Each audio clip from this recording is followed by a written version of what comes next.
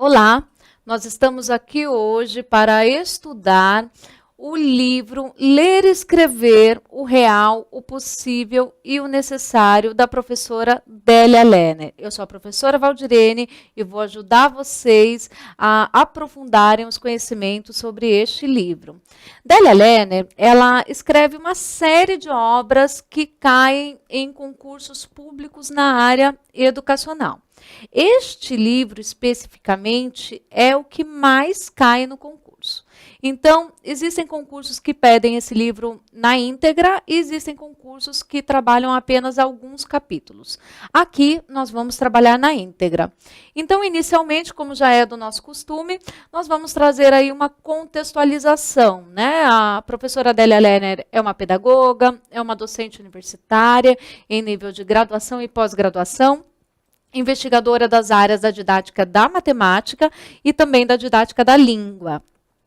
Eu deixei um videozinho aí para vocês, um link, né, de um vídeo, para vocês conhecerem aí a professora Délia, que continua atuando, é bem ativa na área da educação até hoje. Vamos iniciar o estudo do livro, então? A Délia, ela traz um grande problema para ser estudado, né? Então, ela vai o tempo todo no livro trabalhar em cima deste problema, que é o ato de ler e escrever na escola tem uma finalidade puramente didática. Aquilo que distancia da função social, o que pressupõe ler para se comunicar com o mundo, para conhecer outra possibilidade, refletir, uma nova perspectiva. Aprender a ler e escrever na escola deve transcender a decodificação do código escrito, deve fazer sentido. É necessário, então, reconceitualizar o objeto de ensino, tomando por base as práticas sociais de leitura e escrita. O livro todo pode ser resumido nesse slide, né? Então, o livro todo vai sempre girar em torno dessa discussão. Como a escola tem ensinado as crianças, os meninos, as meninas a ler e a escrever hoje? A escola ensina isso de forma didática, de forma escolarizada. Isso é diferente da maneira como a leitura e escrita é no mundo, na sociedade. O menino lê na escola de uma forma totalmente diferente como ele precisa ler no mundo. Então, diante deste problema, que é trabalhar a leitura e a escrita apenas como decodificação de um código, é necessário que haja um novo tipo de trabalho. E esse novo tipo de trabalho, segundo a autora, é reconceitualizar esse objeto de ensino, que é a leitura escrita. Então, a gente precisa ressignificar esse trabalho, tendo como base o quê? Práticas sociais de leitura e escrita. A leitura e a escrita, segundo Délia Lerner, tem que ser trabalhado na escola como prática social, ou seja, como ela é trabalhada fora da escola. A leitura e a escrita na escola tem que ser mais próxima da leitura e da escrita que eu pratico na minha vida. Essa é a grande discussão da Délia neste livro. Então, ela vai dizer que existem 5 dificuldades presentes na escola. A primeira dificuldade é que é difícil, que a leitura e a escrita é um objeto de conhecimento difícil realmente de entender, de construir o conhecimento sobre. Não é uma tarefa fácil, é uma tarefa muito específica, é uma construção individual do sujeito. Então, a escolarização desse conhecimento é realmente difícil.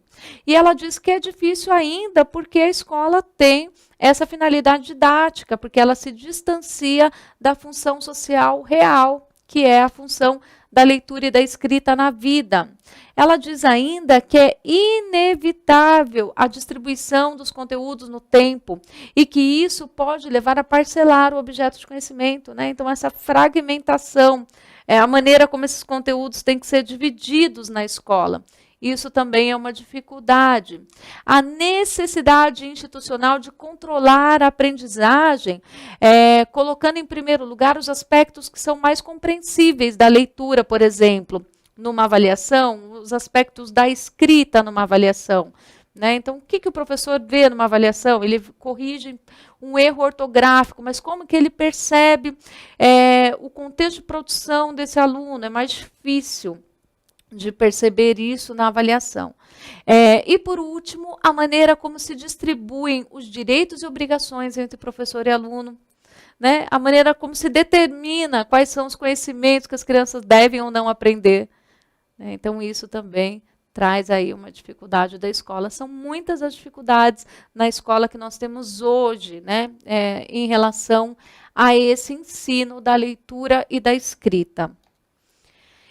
Mas aí, a Adélia vai trazer para a gente que há necessidade de transformar, então, esse ensino, né, de reconceitualizar esse ensino da leitura e da escrita. E eu trouxe uma frase delas aqui do livro, da página 27, para vocês. Então, qual é o desafio da escola? O desafio é formar seres humanos críticos, capazes de ler entrelinhas e de assumir uma posição própria frente àquela mantida, explícita ou implicitamente, pelos autores dos textos com os quais interagem, em vez de persistir e formar indivíduos dependentes da letra e do texto e da autoridade dos outros. Então, veja, o desafio é formar um ser humano crítico, um ser humano competente na leitura e na escrita, que consiga ler por si só, que consiga escrever por si só os textos que ele quer ler, né? Os textos que ele quer escrever, sem ter essa autoridade dos outros presentes na determinação. Você tem que ler isso, você tem que ler desse jeito, você tem que escrever desse jeito. Então, um ser humano crítico. Para que haja uma transformação verdadeira do ensino da leitura e da escrita, a escola precisa, então, favorecer a aprendizagem significativa, abandonando atividades mecânicas e sem sentido, que levam o aluno a compreender a escrita como uma atividade pura e unicamente. Requer que a escola seja, olha que interessante, uma microcomunidade de leitores e escritores. A criança só aprende a ler lendo, a criança só aprende a escrever escrevendo. Temos que ter dentro da escola práticas sociais de leitura e escrita. São essas práticas que vão fazer com que as crianças exerçam o seu papel de leitor, o seu papel de escritor. Então, é uma microcomunidade de leitores e escritores. E não atividades mecânicas de junção de letras para ensinar a leitura de forma mecânica. É essa a crítica da Adélia. É possível a mudança da escola, né? É possível a escola mudar essa maneira de ensinar a leitura escrita? Sim, é possível. E aí ela vai trazer, então, alguns elementos para esse debate. Se o objetivo da escola é formar cidadãos praticantes da leitura e da escrita, capazes de realizar escolhas e de opinar sobre o que leem e veem no seu entorno social, então é preciso que seja revisto o contrato didático. O que é o contrato didático? É essa relação do que é estabelecido entre o professor e o aluno, do que ele pode e do que ele não pode. Então, ela diz que se ele vai ser um cidadão praticante da leitura e da escrita, é preciso rever a maneira como esse contrato didático é colocado. Em seguida, ela vai dizer que a escola ela tem que ser um ambiente de formação da comunidade leitura e escritora. As crianças têm que ter práticas, né, de leitura e de escrita na escola, né? Tem que ter momentos de leitura e de escrita na escola garantidos para que seja efetivamente uma comunidade leitora e escritora. E aí, ela vai entrar para aquela questão do currículo. Ela vai dizer para nós, pessoal, que os documentos curriculares, eles devem aliar o objeto de ensino com as possibilidades do sujeito de atribuir um sentido pessoal a esse saber, ou seja, o objeto de ensino, ele tem que ter um significado para o aluno, ele tem que ter uma função social. Eles não devem se caracterizar em documentos prescritivos, né? Olha, tem que ser desse jeito, tem que aprender isso, tem que aprender aquilo e vai aprender dessa forma, né? Primeiro se aprende isso, depois se aprende aquilo outro, né? Não é um documento prescritivo. Os documentos curriculares, eles devem ter como foco a adoção de decisões acerca de conteúdos que devem ser ensinados. Importante decidir o que vai se ensinar com vistas no objeto social. Por que eu vou ensinar isso? Por que isso é importante na nossa sociedade? O que deve permear essas escolhas são os verdadeiros objetivos da educação. Então, eu devo incorporar as crianças à comunidade de leitores e escritores, formar cidadãos da cultura escrita. É esse o objetivo da educação. Então, os documentos curriculares, eles têm que ir ao encontro deste objetivo. Né? Não é só colocar lá conteúdos que têm que ser trabalhados, né? Mas quais são esses conteúdos e por que eles são importantes? É isso que a Adélia está pedindo para a gente prestar atenção. E aí, a Adélia, ela traz um termo, né, que vem da obra de Chevallard, de 85. Ela traz esse termo no seu livro e eu já vi esse termo cair em várias provas de concurso na área educacional. Então, esse termo é o transposição didática. O que é a transposição didática? Lembra da transposição do rio, né? Quando eu mudo o percurso do rio, quando eu tiro ele de um lugar e coloco no outro.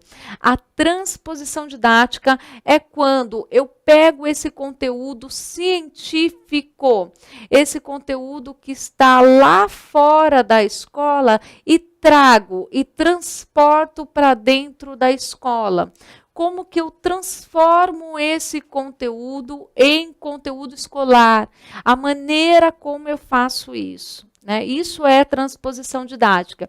E ela vai dizer que a transposição didática é inevitável, mas ela tem que ser controlada, porque a transformação do objeto da língua escrita e das atividades de leitura, elas têm que se restringir àquelas modificações que são inevitáveis. Elas têm que ser o mais próximo daquele conhecimento que é fora da escola.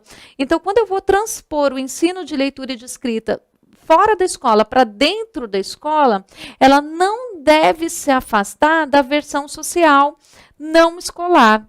Difícil de entender? Eu vou dar um exemplo que vai ficar muito simples, que é um exemplo que eu dou sempre em nossas aulas presenciais e eu vou utilizar esse exemplo aqui também. O ensino de um gênero, o ensino de carta. Né? O professor ele vai trabalhar o ensino, trabalhar aí o texto da carta. Né? Então, como que ele vai trabalhar esse ensino desse gênero da carta? O professor, ele tem duas maneiras de trabalhar. Ele pode colocar lá na lousa, olha, a carta, ela começa com a data, depois você tem que pôr o remetente, depois você tem que pôr o destinatário, né? Então, você vai dizer para quem você está escrevendo, o seu destinatário, você vai escrever seu texto, você vai ter que assinar. O professor pode fazer isso na lousa. Então, isso é uma transposição didática que é feita, onde o conteúdo, percebam, ele perde o sentido da carta. Ele vira um conteúdo só escolar. Como seria uma transposição didática onde ele conseguisse ensinar carta, mas sem perder a versão social? Se ele pedisse, por exemplo, para que os alunos do primeiro ano A escrevessem uma carta para o primeiro ano B, ou para que os alunos do nono ano escrevessem uma carta para o primeiro ano, contando como foi o seu percurso na escola, dando as boas-vindas para eles, e a professora poderia ler essa carta para os alunos. Então, percebe? Nesse sentido, o conteúdo da carta lá fora da escola, que é escrever para alguém, comunicar algo para alguém, percebe que ele vai para dentro da escola mantendo ainda essa função social da comunicação através da carta. Isso é uma boa transposição didática, segundo Adélia Lerner. É quando essa transposição didática acontece sem se afastar da versão social. Então, é muito mais significativo eu ensinar as crianças a escrever carta, escrevendo a carta. E a carta só é importante se alguém for ler. né? Então, ela tem que chegar ao meu destinatário. Então, esse processo também tem que acontecer na escola. Isso é uma boa transposição didática. Então, só para a gente fechar a ideia desse bloco, transposição didática é a maneira como eu trago esse conteúdo que não é escolar para dentro da escola e faço essa transposição, mas mantendo a sua função social. A escola, ela tem que comunicar o conhecimento elaborado pela sociedade e para isso esse conhecimento, ele se transforma em objeto de ensino. Então, a partir daí, o saber se modifica, há que se determinar então essa forma de organizar os conteúdos. Então, transformar esse conhecimento social em objeto de ensino é fazer a transposição didática desse conhecimento. E isso tem que ser feito de modo organizado, mas aí a gente vai ver só no próximo bloco.